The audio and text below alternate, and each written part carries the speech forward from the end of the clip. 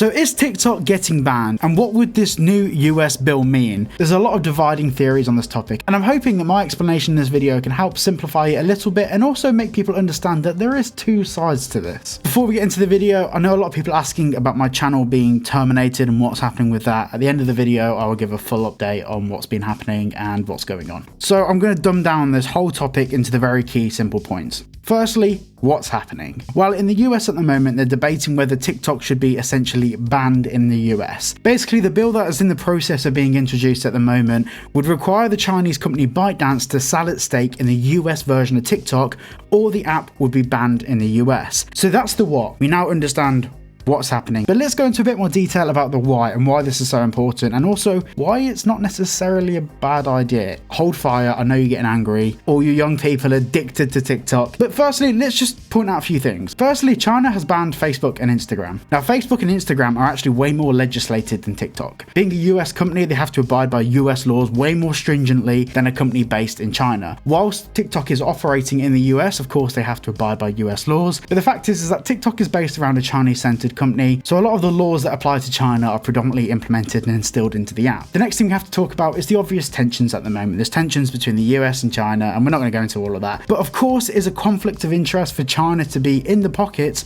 of millions of people in the US. It does cause a massive issue. The next thing that's caused a lot of concern, and this is the main reason why I was on TikTok for a couple of years, I deleted it, and I've only just gone back on posting GTA videos, but I'm actually posting those videos from a completely separate device. I'm not having TikTok on my main phone. No way that's happening. Now, what am I on about here? Well, the TikTok privacy policy, in my opinion, objectively speaking, is extremely alarming. I'll leave it linked in the description if you'd like to read it. It's a very long read. But essentially, when you use TikTok, you're giving them the ability to access all of your device, all of the file structure for your device, all of your keystrokes, and that's not just in the app, that's when the app is running in the background. So say if you have TikTok in the background, you change to text messages and you start typing, TikTok is still picking up your keystrokes. Why do they need that? So for me, it gives me a bit of the ick. So for me personally, I'm not like the biggest fan of TikTok. I like to stay well clear of utilizing it for anything important. The next thing we have to talk about is TikTok in the US versus TikTok in China. Very different. So there's been many videos about this, and of course you can just search for it and find it, but there's so many videos about the version of TikTok that China gets is usually educational videos, very similar to what our version of YouTube is. Like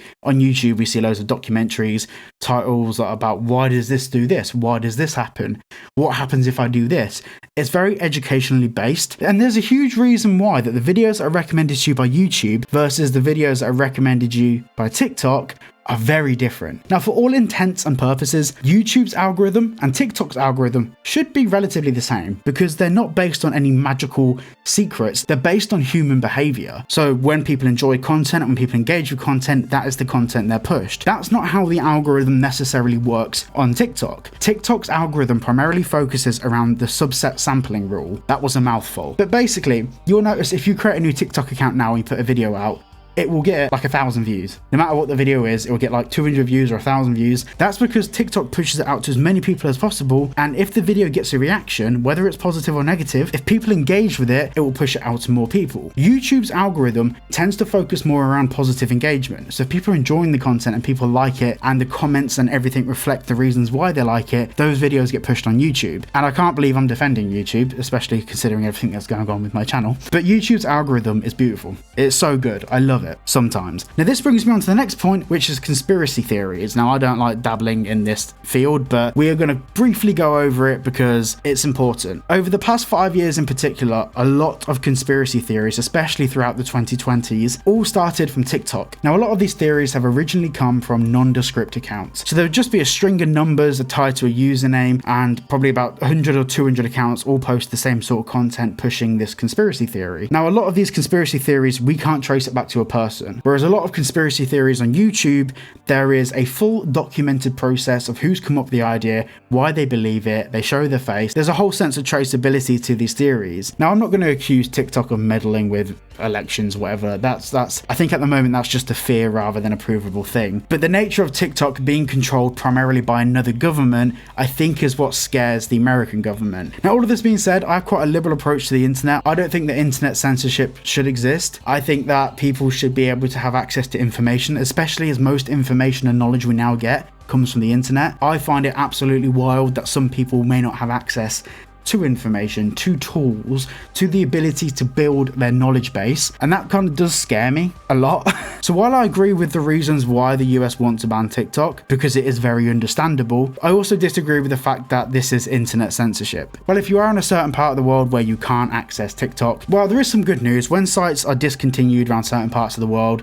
or certain content is geolocked to certain locations, you can still access it, especially with today's video sponsor, private internet access. A private internet access is a VPN, and what a VPN essentially does is it changes your device's physical location. So every device that's connected to the internet has an IP address. An IP address is essentially a unique number dedicated to your device and your internet access that designates a location, and from IP addresses you can get location information. Now with a VPN, you can basically bounce your internet connection to the other side of the world, but the big drawback with a lot of VPNs out there is that when you're bouncing your location to the other side of the world, say for example you live in the US somewhere and you're having to bounce your internet connection to the other side of the world, that introduces a delay, a ping time. With private internet access's VPN, you can choose from one of their 50 states in the US, so you're not having to bounce to the other side of the world, or from one of their 91 countries around the world. What this means is you have many different options of where to ping your location to in a way that won't disrupt your gameplay. So if you're based in the US, you don't have to ping your location to the other side of the world to be secure. You can ping to a nearby state, and therefore you can reduce that lag and that latency whilst playing. Using my link down below, you can get yourself 83% off, which is only $2.03 a month, and 4 months completely free. So click the link down below and go and check it out. So to summarize everything we've just talked about, I think that we do need to start opening up these conversations to be more intelligent, rather than, oh, I want to see my dank memes. And I think that rather than people being angry at the US government for considering the option of banning TikTok together, you do have to look at the bigger picture of why. But also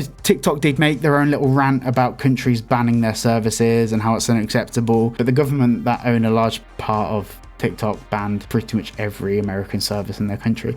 I don't really understand how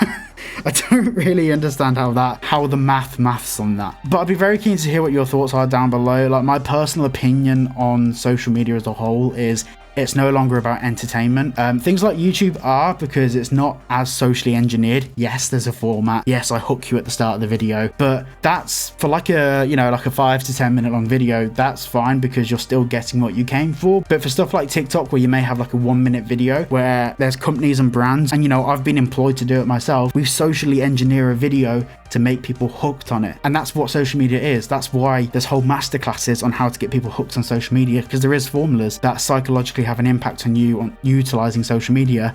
And there's also formulas to make people angry on social media. There's also formulas to make people happy on social media. Well, for me, that's just dog videos, but yeah, social media in general, and especially apps like TikTok, are a format of social engineering. So we do have to be a bit wary about how we use them. And also, I think there's an element of maturity that needs to come with the utilization of these social media platforms, where we need to, as adults and as people, and even as children watching it, need to be able to identify that the content they're seeing, what is the purpose of it? Why has the algorithm showed me this? Is there a narrative I'm missing? Is this emotional story that I'm now watching on TikTok? Is there a deeper meaning behind this? Is there a reason why we're being shown this? If you're being shown a video where people are very angry in the comments, it's very clear that there's an incentive for the algorithm to get people riled up. So browse responsibly, kids.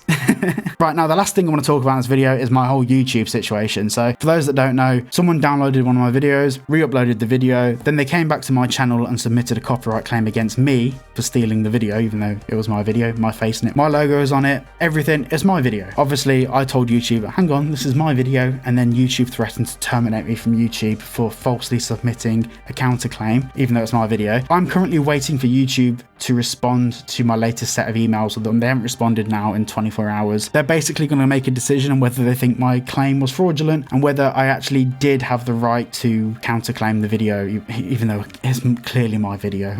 I did a live stream about it last night, and of course I did a video yesterday explaining the whole thing. Yeah, to be honest, like I've had like 2 hours sleep because it's really messing with me at the moment. Realizing that any moment I could go onto YouTube and not have an account anymore. I've been shaking for the past 24 hours. The anxiety is It's horrendous. But yeah, I'm just trying to move on now. Like, they've got like, I think 30 days to make a decision. Well, now it's 26 days, 27 days to make a decision on what they do. And for the time being, I don't think anything should change. I'm going to keep pushing out content. I'm going to still keep trying to do my thing. I'm not sure what's going to happen. Like, if you want to keep up to date, and if anything does happen to the channel, all my social media is also like down below, and you know, loads of you are already in the Discord, so we have like a place to communicate if I have to go elsewhere. The biggest question I've been getting is why I won't say what channel stole my content. The reason why is because I did say on Discord, and the amount of people that went to their channel and started falsely reporting them for things that they haven't done, because you can't report someone for stealing a video unless you're the actual creator. So people are falsely flagging them for things that they haven't done, which looks bad on me. So that's why I won't say the channel, because people are causing me a problem by doing that. I don't have an issue with the channel that stole the content. Like, they've deleted the video, it's all been fine, but it's YouTube not really helping me out as a creator. But it is what it is. I'm so exhausted by it now. A massive thank you as well to Dark Viper for replying to my tweet. He replied to my tweet on his birthday. I didn't even know it was his birthday. So Dark Viper, if you see this, thank you so much for coming back to my tweet. I know there's obviously not really anything you can do, but I know that you may have support reps at YouTube and stuff. So I just want to say thank you for taking the time to at least watch my video, and it's massively appreciated. So that is all for today's video. I hope you guys enjoyed it. Like I said, content is carrying on as normal. I might go, I won't be live streaming tonight because I'm filming a podcast. I might live stream for a bit. I don't know. So yeah, anyway, the show goes on. I'm going to keep putting out videos. Nothing changes until I hear otherwise. So yeah, thank you all so much for watching today's video. A massive thank you to Private Internet Access for sponsoring today's video, and I'll see you all in the next one.